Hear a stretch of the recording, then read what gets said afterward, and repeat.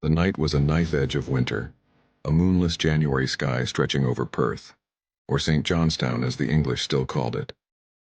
The Tay ran cold and dark below the walls, the water frozen stiff in places, daring any fool to cross it.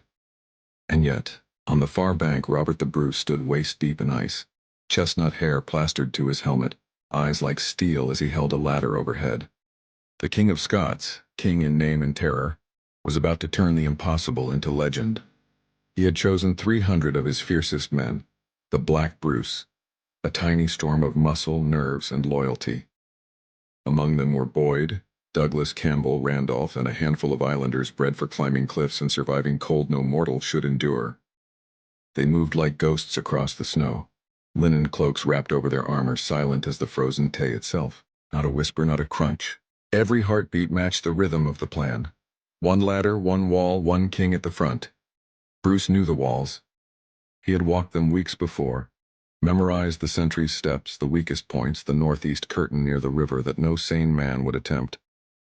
And now in the dead of night he waded first, water clawing at his shoulders, fingers numb on wood and iron, leading every man like a shepherd into the heart of danger. One by one his men crossed, each shadow climbing the ladder after him.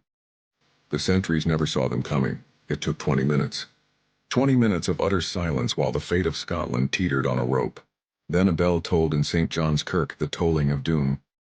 The town woke, groggy and terrified, to find their king and their country's vengeance already inside the streets.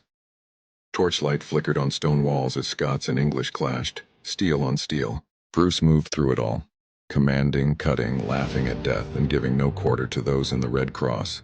By dawn, Perth had fallen. Sir William Oliphant, hero of Stirling, yielded from the Kirk's tower, and the surviving garrison was brought low. The walls were soon torn down to knee-height, a promise that Scotland would never again kneel there to an invader. Casualties? Hundreds for the English, almost none for Bruce. The story would travel far beyond the Tay. If Perth could fall in midwinter, nowhere was safe, and one man could change the course of a kingdom. Even today, a boulder in the Tay, Bruce's ladder stone, marks where the king first touched water, the echo of that audacious night. Every January, the Reenactment Society climbs the fragments of wall at the Black Watch Museum. But no ladder, no man, no courage, quite matches that winter night, when one king and 300 men turned the impossible into legend. Bruce himself, standing alone on the wall before his men arrived, is the image that haunts historians and storytellers alike. Calm, fearless, and utterly Scottish.